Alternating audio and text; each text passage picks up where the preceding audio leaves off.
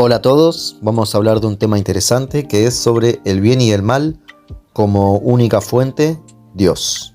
Es un tema que a muchos puede llegar a asustar o desagradar, pero es interesante que se queden a oírlo para por lo menos tener un concepto y si quieren criticarlo tengan el conocimiento del mismo para poder hacerlo.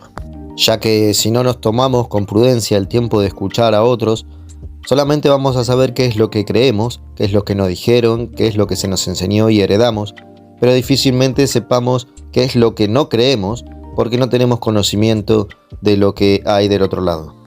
Ahora bien, vamos a hacer una breve introducción de una premisa con la cual empezaremos este tema. Si comen o toman del árbol de la ciencia del conocimiento del bien y del mal, morirán. Es una sentencia que Dios le dijo a Adán. Es decir, la muerte ya estaba, ¿cómo podemos explicarlo? Vigente. Ya era algo que si bien no se había dado, ya era algo que podía darse. ¿Qué quiere decir? Que si yo digo, el agua va a mojar la tierra, aunque todavía no haya llovido, es porque es algo que potencialmente puede llegar a darse. No es algo que empieza a existir a partir de que veo que el agua que cae es lluvia del cielo. No, eso ya existía. Nada más que tuvo que pasar por un proceso climático para darse esas condiciones. Lo mismo pasa con el ser humano.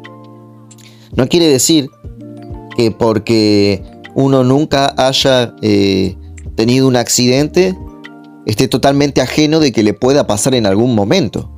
Que no haya pasado aún, gracias a Dios, en la vida de las personas que nunca han tenido un accidente de tránsito, por ejemplo, no quiere decir que eso no exista previamente, que la potencial capacidad o la potencial probabilidad de que exista no existe. Entonces, la idea de que la muerte es algo que Dios no lo quiso de esa manera, que Satanás está peleado con Dios, está peleado cara a cara, está batallando de manera, ¿cómo se puede decir? Individual, independiente, lo hace simplemente porque quiere, escapa a la ley suprema, ¿no? De que todo está siendo controlado por Dios. Ahora bien, que todo sea controlado por Dios significa que todo está bajo su supervisión. No quiere decir que lo malo sea algo agradable, porque es malo. Ahora bien, ¿cómo vamos a saber qué es lo bueno si no existe lo malo? ¿Cómo vamos a saber qué es lo malo si no existe lo bueno? ¿Cómo sabremos si existe lo alto si no existe lo bajo? ¿Cómo sabemos qué es atrás si no existe adelante?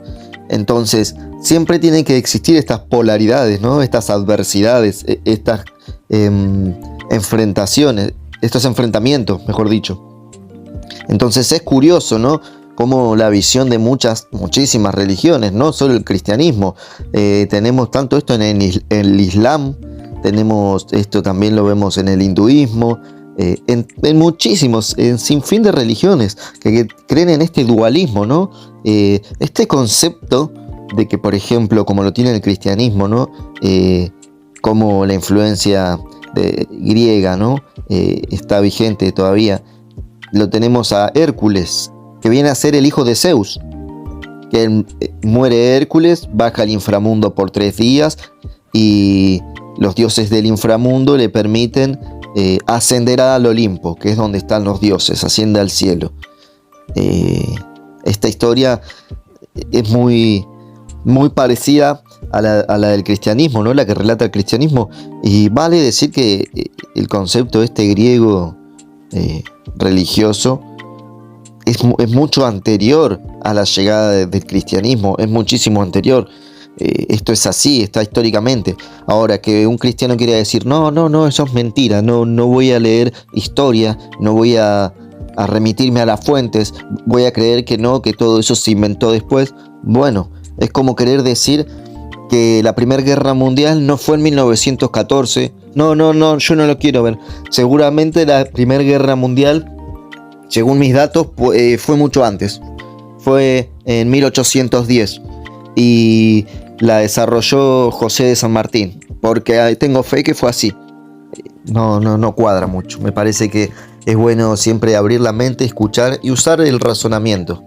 Sucede que en la mayoría de los casos que no se usa el razonamiento es porque hay un factor principal que inhibe la capacidad de poder pensar, poder discernir por nuestros propios medios como seres individuales. ¿Qué es este medio? Es el propio miedo. El miedo a estar fallándole a mi doctrina, un miedo que tengo para conmigo mismo en conexión a lo que yo entiendo que es Dios. ¿No será que Dios se va a enojar y que estoy cometiendo un grave error, no? Bueno, o sea, no querés cometer el grave error de pensar en una posible posibilidad, que entre paréntesis, que Dios podría estar viendo que tu intención es encontrar una verdad y poner a prueba si verdaderamente estás en lo cierto o no, o estás en la zona de confort, donde decís, no, yo tengo la absoluta verdad de todo, porque mis padres han heredado verdad. Curiosamente, ¿no? En la Biblia, que es el libro que también sigue el cristianismo, justamente se dice, nuestros padres han heredado mentiras.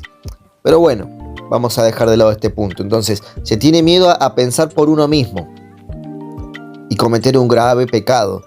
Y los errores o pecados diarios que cometemos, ¿por qué no tenemos tanto miedo a la hora de cometerlos? Los cometemos y ya.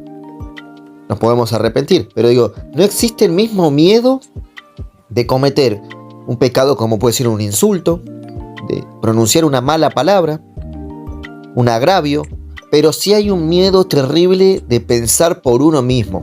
Es un miedo terrible. O sea, el miedo a pensar, el miedo a la inteligencia, el miedo a estudiar. Eso básicamente fue un recurso que han utilizado por los siglos de los siglos quienes quieren controlar y manipular a las personas. ¿Para qué? Para llevarlas a un total control absoluto, dogmático, religioso, filosófico, político. Entonces, es ahí donde acudimos no, seguro va a venir un presidente que me va a traer la comida en la boca. Una bolsa con mercadería, con alimentos, con bienes materiales para que yo pueda alimentarme. Seguramente también va a venir un pastor o un gran discípulo, apóstol como le gusta llamarse ahora, un gran apóstol va a venir a decirme la verdad. Va a venir un profeta, va a venir un arcángel a decirme, un arcángel de Dios, sí, porque ahora los pastores no son pastores, sino que también son apóstoles, son profetas, son arcángeles, son padres espirituales también. O sea, ya decir padre espiritual, ¿a dónde lo deja Dios? No, bueno, es un padre celestial, dicen muchos. Pero bueno, el concepto celestial está hablando de algo con altura, ¿no? Algo por encima de lo terrenal, celestial, algo espiritual. O sea, porque ya la palabra espiritual nos está llevando a ese campo, ¿verdad? Entonces, decir padre espiritual es lo mismo que decir padre celestial. Lo que pasa que, claro, muchas religiones llevan a pensar que Dios está en el cielo, sentado en una sillita de oro, que le llaman trono, mirando como quién hace el bien y quién hace el mal. Este hace el bien, este es de los míos. Este hace el mal, este es del otro Dios, es del Dios de los malos. Y verdaderamente todos vinimos al mundo con un propósito y una misión. Y justamente, ¿no? Dice en la Biblia o en la Torá, dice que la sabiduría, esto está en el Tanaj, mejor dicho, en el Antiguo Testamento, en el libro de la sabiduría, en el libro de los Proverbios, dice que la sabiduría comienza por el temor a Dios. O sea, este temor es una reverencia, el hecho de reconocerlo. ¿Cómo es reconocerlo? Es saber que justamente de su existencia emanan todas las cosas. Y eso es lo que te hace sabio. El poder reconocer en amplitud que todo viene con su justo efecto para aprender.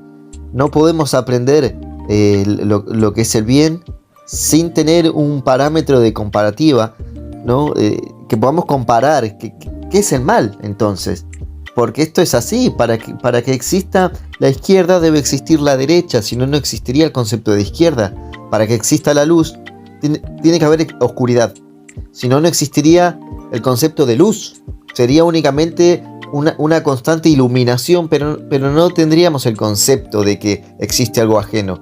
Entonces, la idea de que hay un Dios del mal individual, totalmente ajeno, haciendo su voluntad porque quiere, es como creer que en el universo no hay una única fuerza, ¿no?, que rige todo. Entonces, este Dios del mal estaría por fuera de todas las leyes universales, estaría por fuera de Dios. Y es ahí donde entonces vemos que no se encuadra con la creencia de que Dios gobierna y controla sobre todas las cosas. Por supuesto que no hablamos de ese Dios que se imaginan muchas religiones, ¿no? Que es un hombre de barba, con pelo, con manos, con ojos, con pies.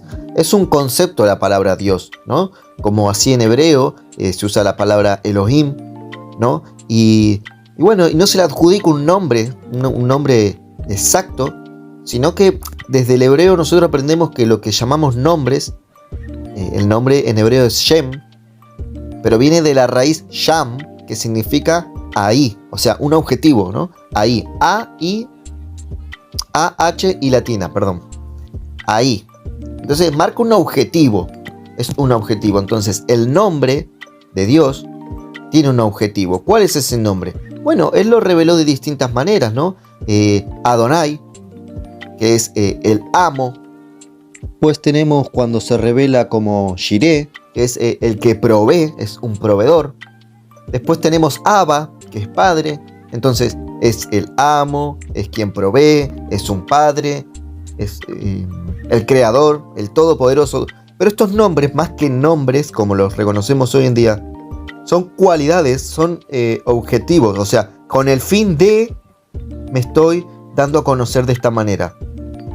Entiéndase, soy como un padre porque enseño las cosas, tanto las buenas y las malas. Por eso les di el reflejo de lo que es lo bueno y lo malo. Les di el libre albedrío y les di para que puedan elegirlo.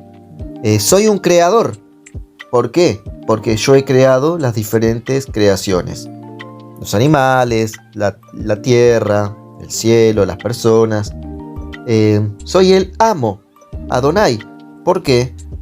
Porque justamente soy el dueño de todas estas cosas.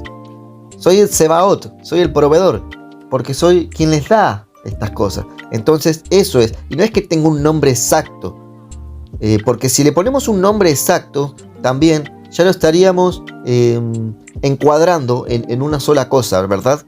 Y es simplificar la existencia de algo que no podemos entender verdaderamente. He aquí que esto es un gran misterio para la humanidad.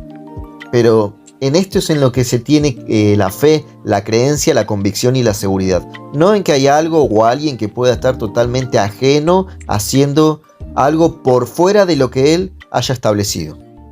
Gracias.